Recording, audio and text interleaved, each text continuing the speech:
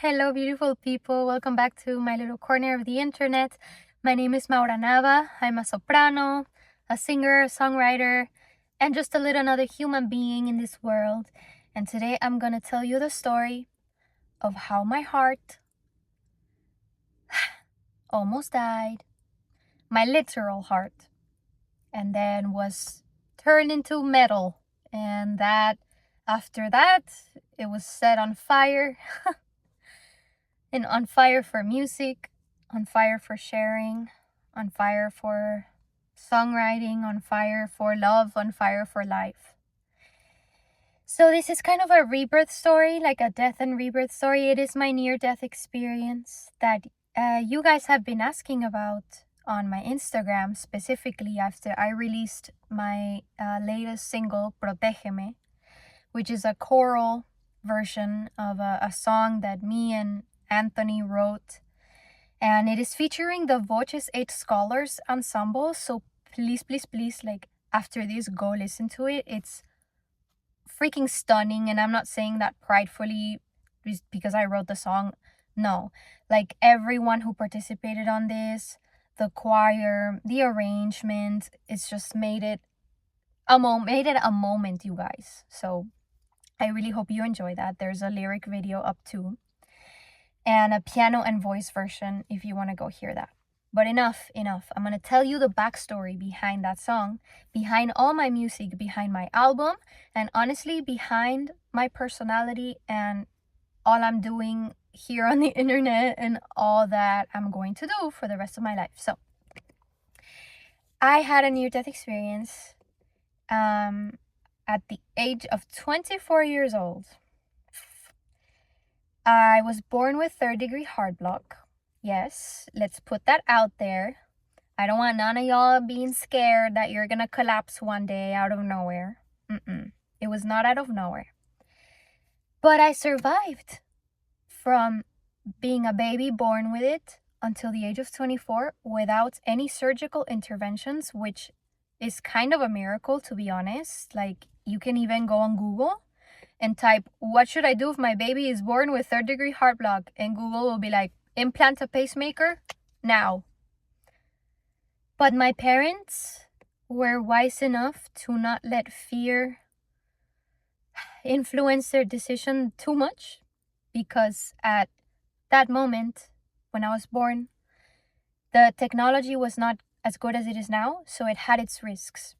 My parents let me be all natural until the time to get my pacemaker would come. So since I was a baby, I was co-inhabiting with the thought of dying at any moment in my little brain. I grew up knowing about my heart condition because I had to take care of myself, specifically not to raise my heart rate. Otherwise, I could be at risk. So I grew up just kind of always knowing that I was different in that way. To all my other friends, to all the kids at school, I couldn't run. I couldn't do a lot of the activities that they did. And I remember when I was a little child thinking, oh my goodness, I think God has something special for me to do in this life, because this is not normal. And it's not normal that I'm alive. It's not normal that I survive every day without a pacemaker. So I felt the weight of a mission that I couldn't even process as a child. But I knew it. My little child self freaking knew it. I knew it.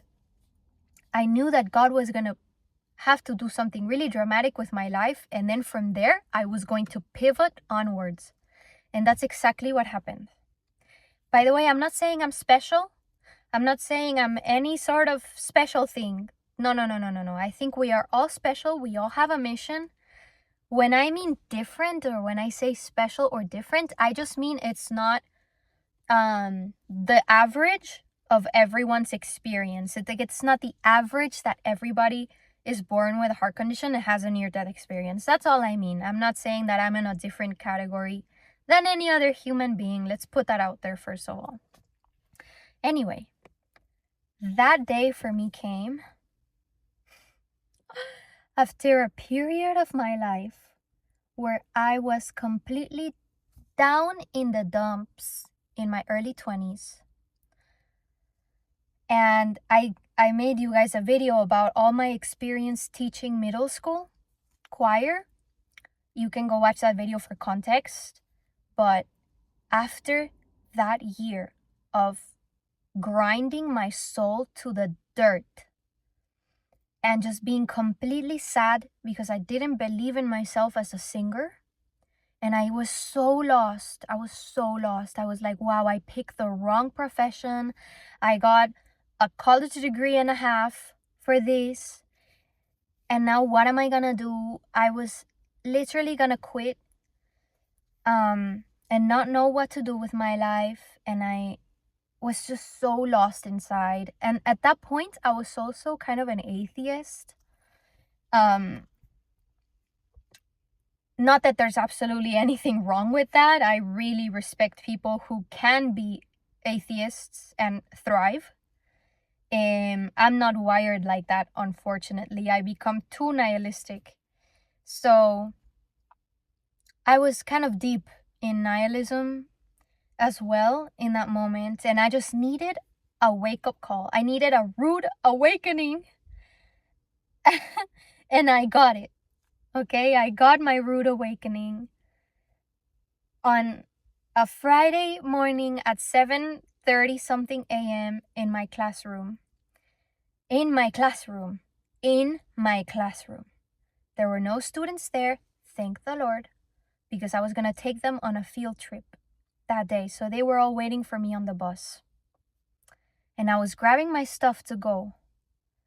And I just start feeling terrible. I start feeling dizzy.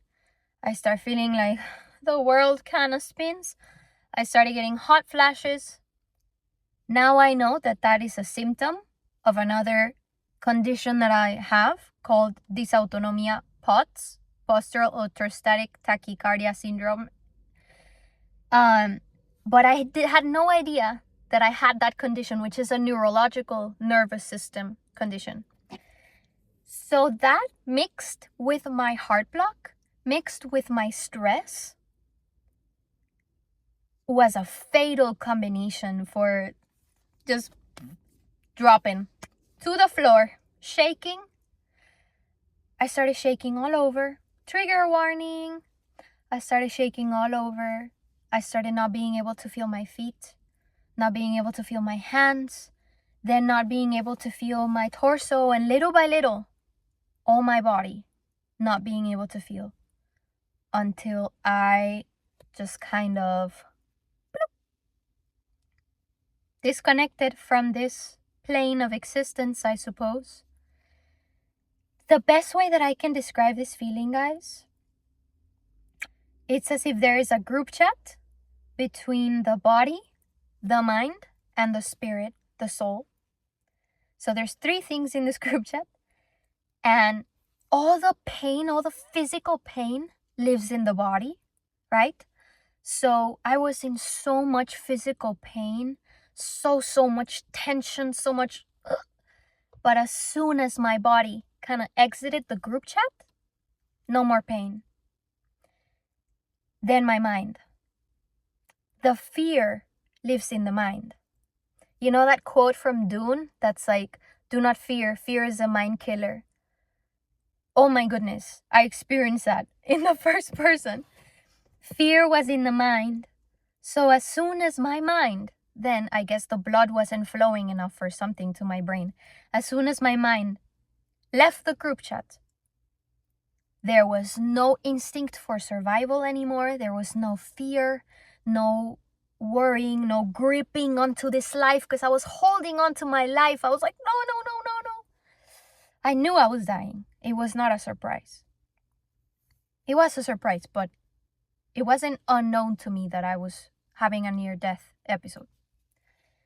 And then I'm left with one thing in this group chat, which was my soul, my spirit, whatever you want to call it, my consciousness, I guess. I don't know. It's a mystery. And that was just, it was peaceful, I guess. It was just Oops. I'm sorry. I hope you can hear okay. I had to turn on my car AC because my phone overheated and died. Kinda like me. So, as I was saying, I was left only with my soul after my body and my mind left the picture. And my soul was peaceful. My soul just was. There was no other thing than just being. I cannot describe it with words. But there was no pain, no survival instinct, no physicality, no sensing. So when people say, I saw a white light, I also saw the same thing, but it's not really seeing with your eyes. It's kind of like another type of sight. So, yes, I saw the white light once I was left with my soul. And I entered this state of just complete openness and I knew that I was with God. As I had mentioned, I was kind of an atheist at this moment. So this moment, when I, for lack of a better word, met God, turned my life upside down. And of course now I cannot be an atheist because I know God now. But it wasn't God like within a religious context or within a dogma or a specific truth. Like it was just supreme creator, being, spirit, fountain, God. You know, I'm not saying that this is what everyone's going to experience when they die. Maybe that was just my personal experience. But God was kind enough to show me kind of a flashback of my memories. So that thing of seeing your memories at the end of your life is not fake. At least it was not fake for me. And I saw the nice things, the nice memories, the memories that were full of joy, of love, of peace, of bravery, of just me being in the fullness of my expression, which were all moments of my life where I was alone. No one else was in these memories that I saw. Well, my cat, Max, he was in some of them. But these memories were mostly me and nature, dancing, just being free, enjoying life to the fullest, being in love, within love. And then after that nice movie of my memories, there was a really hard movie of my regrets. And this is where I did feel pain, but I didn't feel it with my body. I felt it more just like an ache of the soul, if you will. And it was complete regret that I had limited myself so much in this life due to limiting beliefs, low self-esteem, not believing in myself, thinking that I am unworthy of even being alive. Yes, I have traumas, as you can tell. That little seed of unworthiness made me be in a little turtle shell that I put on myself and held me back so much from my potential. Not for my potential to achieve things in this world, as of like, oh, all these achievements, all these goals. No. The potential of my soul to live to its greatest, juiciest expression. You know what I'm saying here?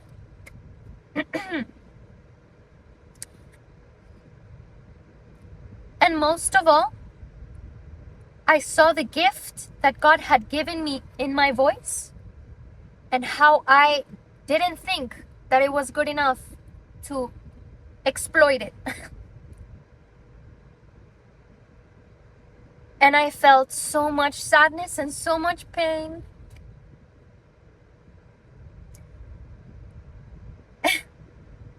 And then the craziest thing happened, where God was like, hey, but without words, just like a telepathic download into my consciousness. It's like outside of time. There's not even time in this realm of being. But to put it in human terms,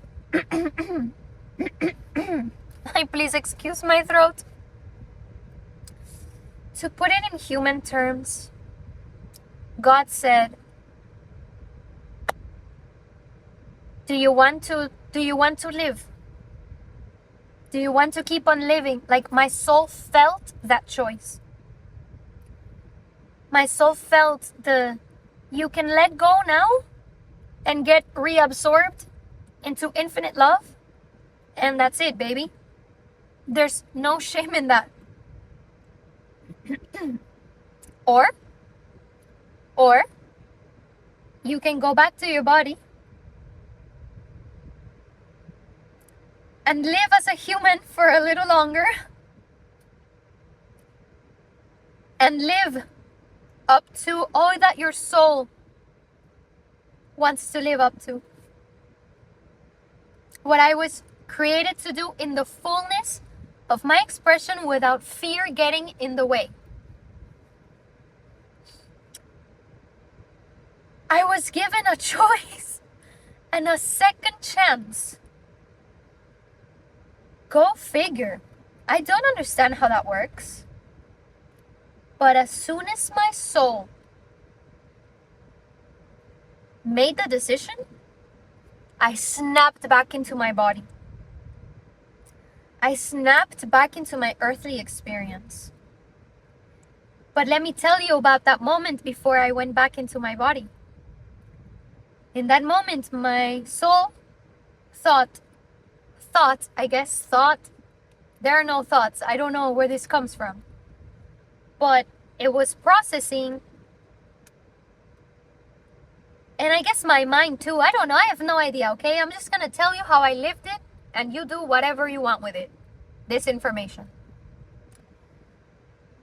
But I thought, ooh, if I go back to my body and I choose to live, I knew I was going to have to change my whole life. Nothing could have remained the same, because I was not living in love and in joy at all. So I knew that it was a choice that had gravity to it.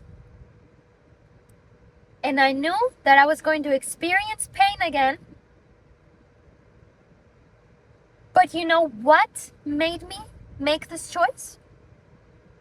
A single phrase, thought, sentiment, that is, I have so much music left to make.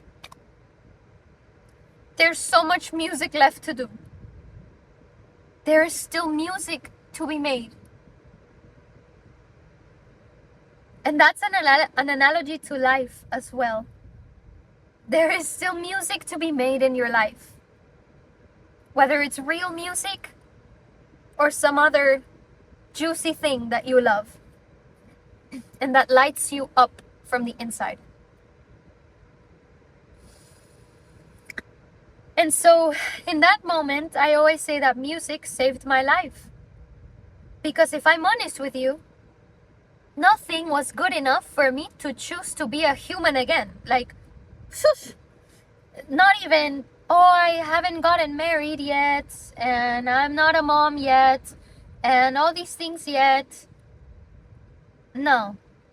I mean, that's really nice. And I want that at some point.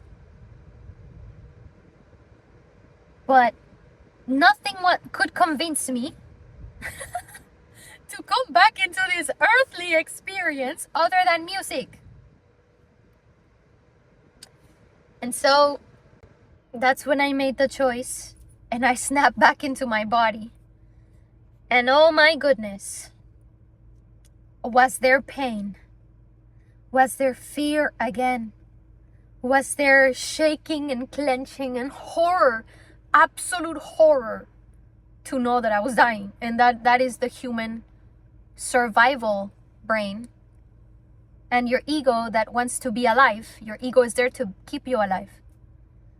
And I was like, well, I'm back here. I just have to fight for my life until I get rescued by the paramedics.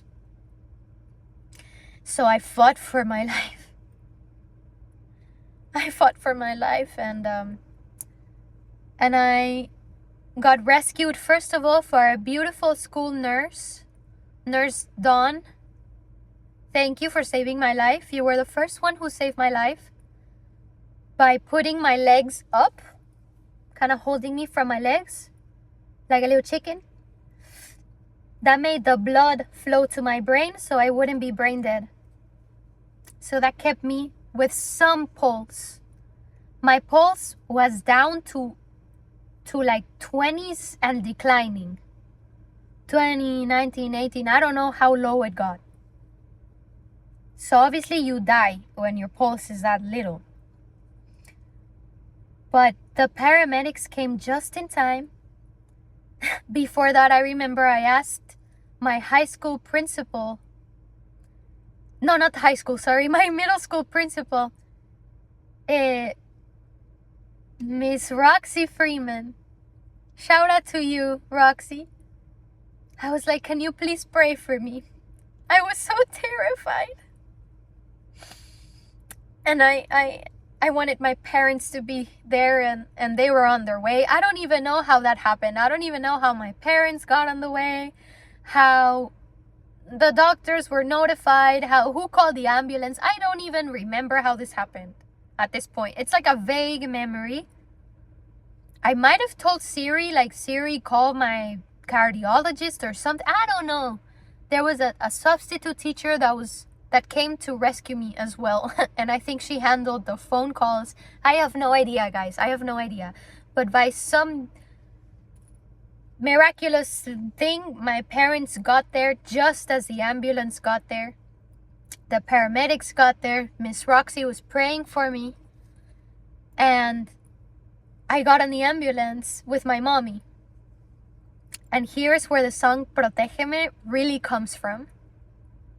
Protégeme means protect me. It's kind of like a prayer, asking for protection. And as I was riding that ambulance with my mom, I was laying down, looking up at her little face, and she was looking down on me. Her daughter was dying, and the little look on her face just let me know that my mom's pain was 1,000,000 times worse than my pain in that moment. Ugh, I will never forget that. That is imprinted upon my memory forever. So much love and strength to and from my mother. Anyway, the beautiful paramedic, she was excellent, and she got me to do box breathing, like breathe in for 4, hold for 4, breathe out for 4, so I wouldn't get worse. Breathing is such a great tool. Oh my goodness. And then anyway, we got to the hospital. I was stabilized, and I was told that I needed a pacemaker, a SAP, obviously. And as I was waiting for my pacemaker surgery, I was terrified again, just clothed in fear, drenched in panic. Why? Because I knew that I was going to be awake, that thing was going to have no general anesthesia. And I was freaking out, and I've always been terrified of surgery. Who isn't? Who isn't? So imagine that. Imagine you sitting there at your little hospital room, shaking in panic, having almost panic attack because they're gonna come get you at any point to wheel you into an OR and cut you open, and you're gonna be awake. And so my mommy saw me shaking and suffering. And she said to me, baby, why don't you ask God for some peace? And yeah, remember that I told you guys that I was kind of an atheist before this. So my first instinct was to be like, what the heck, shut up, leave me alone, you have no idea what I'm going through, that doesn't work. But I had the near-death experience when I met God and I was with God and I felt his love and all that, and I was like, oh my gosh, like I can ask God things now because I know he's there. He, she, it's God. God doesn't have a gender, but I'm just gonna say he. And so I prayed the most simple, humble prayer of my life. I just thought, God, please give me some peace. Dios, dame paz. Por favor, Diosito, dame paz, por favor. That's it. That's all I thought. I thought it in Spanish, but that's all I thought. And in that moment, my whole being was flooded with a peace that I cannot describe. I was calm. My body had stopped shaking. And in that moment, the doctors came to get me, to go to the operating room. And I was so happy. I had a smile on my face. I even had fun. I don't even know, this sounds so outrageous. This sounds almost offensive. But I had fun. It was the greatest miracle of my life and the greatest trial to put myself in a state of pure and complete and absolute trust and detachment. Zero control. I said, God, I've never been in control of my heartbeat. My whole life. You have been in control, and that even when I had third-degree heart block, I didn't die. I'm not in control right now. I've never been in control, and I never will be in control. And so I surrender the illusion that I can even control anything about this experience. And I just trust you and I let go completely. Boom! The serenity, the peace, the joy, the peace, guys, the peace was unmatched. Okay? My aura points increased by 1,000 that moment. I was in flow. So we got to the OR and my beautiful surgeon, he's amazing. Amazing. He's the best of the best. He says to me, hey, Mau, you're going to be awake. We're going to be able to talk to you. You're going to be able to talk to us. You're going to feel everything we're doing. I said, okay, that's pretty awake. Obviously with local anesthesia. Obviously. And with a little IV cocktail of, I don't know, they called it my margaritas. That's what they call it. So basically something to chill you out so you're not kicking and screaming, I guess. My little margarita cocktail straight on my IV to relax me. But before they put that in me, I asked the doctor if I could sing. Because that's all I wanted to do, and because that was the only thing that was going to relax my spirit, relax my body, relax my mind, and soothe me. It was like a lullaby that I was singing to myself. And the doctor said, yeah, sure, you can sing. So while they were prepping me for surgery and all that, marking me with the Sharpie, I don't even know what they do. I was just singing my heart out. I was singing choir music that I had learned when I was a teenager in high school choir. So I'm pretty sure I sang Gregorian chants, like I sang the Our Father in Latin, like Pater noster qui es in celi, sanctificetur nomen tuum. I'm sure the surgeons were scared. And then I sang the John Rutter, Psalm 23. The Lord is my shepherd, therefore can I lack nothing. Oof, I love that piece. He shall feed me in a green pasture and lead me forth beside the waters of comfort. I sang that piece. I sang the most important one. I sang the Eschenwald's O Salutaris Hostia. O Salutaris. That's not the right key, by the way. Hostia.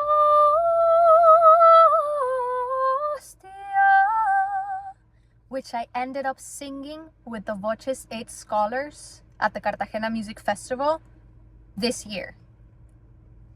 Full circle. Full circle, baby. Full circle. Anyway, I sang and then I don't remember. Then it's all a blur from there. I do remember feeling pain and pressure and them tearing and horrible sensations, to be honest with you. For this surgery, they trigger warning. They cut you open here in the chest. They snip your artery. They put the cables down your arteries. They screw them to your heart. And then they implant the battery here. It's like a circle. And then they close you up. So yes, I felt a lot of gross things in my body. But I was chilling. I was okay. And then when the margarita and the local anesthetic wore off and I came back to reality, they were kind of like done with the surgery. I guess you're really high when they put all those meds in you. I was very high. And then I kind of came down just as they were finishing. And I felt so alive. Because never in my life had I had a normal heartbeat before. And my pacemaker allows for a normal heartbeat. So I felt the blood flowing through my veins for the first time. I felt like sweating. I was sweating for the first time. I never used to sweat before. And life just looked like it went from black and white into colors. And I knew that my life had changed forever. And that me, as a person, as a soul, as a mind, and as a spirit, I had changed forever. Forever. I came back to my little room with my family waiting for me. I saw their face and my whole being just lit up. Most beautiful moment of my life. Seeing my heart rate in a monitor never go below 60 BPM. My heart now can never drop below 60. That's a safety measure. My heart used to be constantly in the 40s, y'all. It would go down to like 30s when I was asleep. And now I felt alive. And I was ready for a new life. I was ready to change everything. Everything. I had to leave everything behind. I can make another video about my recovery more specifically, because my recovery was the toughest part. I thought that day was hard. No, my recovery was hard. But safe to say that after that, a fire was lit inside me, and I did not get a metal heart. I got a heart of flesh, and I got a heart of fire that day. my soul knew that it was a different life that I had come back into, and so I changed everything. After I recovered for 2 months, I don't know how long, yeah, like 3 months. After I recovered, I moved to Miami by myself. I had never lived alone. I made the sacrifice of moving far away from my family, my mom, my brother, my dad, my cat. I left a 5-year relationship I had been in. I changed my career. I changed everything without knowing what in the world was going to happen. This was after Max went viral. Which, if you want to hear that story of the viral Opera Cat video, I have a whole video dedicated just to that. It's called Answering All Your Questions About Opera Cat, or like All About Opera Cat, something like that. Because y'all know that Max went viral, my little kitty. And that's how I was even able to pay for my pacemaker and for my surgery. Thanks to you all's generosity. After going viral, I did a GoFundMe because the insurance and the medical bills and all that is insane. So I did a GoFundMe, and you all graciously donated for my surgery to be able to be paid, and my pacemaker to be able to be paid. Oh my goodness. That is a miracle in and of itself. Then Max going viral was a miracle, because there I got scouted by the incredible studio producer I work with today, El Maestro Julio Reyes. He's worked with the biggest freaking stars in the Latin music industry, and he was the first one who said, I believe in your artistry. I think you can write music. Come and find out. And since then, I've been writing my music, and he was right. And by the way, all of you can write songs. I don't care what you say. I'm not creative. I can't. No. You can. If you can write something, and if you can hum a single note, you can write a song. But that's not the point. The point is that ever since I have been dedicating my whole life to music, to love. I'm not perfect by any means, but I'm not the same since that day. My friends always tell me that, and I always tell my friends that ever since that day, I'm a little crazy up here. And yes, absolutely. Because I know the power of music as medicine, of music as a spiritual tool, of music as a freaking lifesaver, to be honest. And I will never stop being a fearless instrument. And that's all I am. And how one of you guys commented in one of my other videos. Yes, I'm also here to live and enjoy life and just literally be alive. But yes, that is my near-death experience. That is where all my music comes from. If you guys want to go listen to my music, all my lyrics will point you to a little thing in this story. And the album that I'm writing with this as the main source of inspiration, oof, I cannot wait to share it with you. And I cannot wait.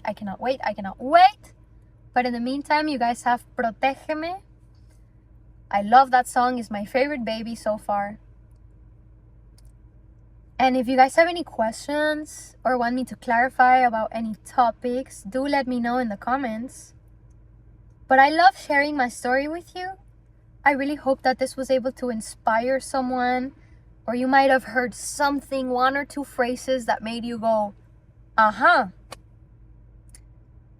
And I'm just here to share my soul, share my spirit with you, share my love. And that is all I want to do. So let's all just feel the love right now. The joy of life. Take a deep breath and feel your heartbeat. Because it's beating and you are alive, and that is a privilege. That is a privilege you get to have today. Let's live out of love, y'all. That's all I have to say to you. The rest is in the music. I love you. Thank you for listening. Mwah! See you next week. Bye.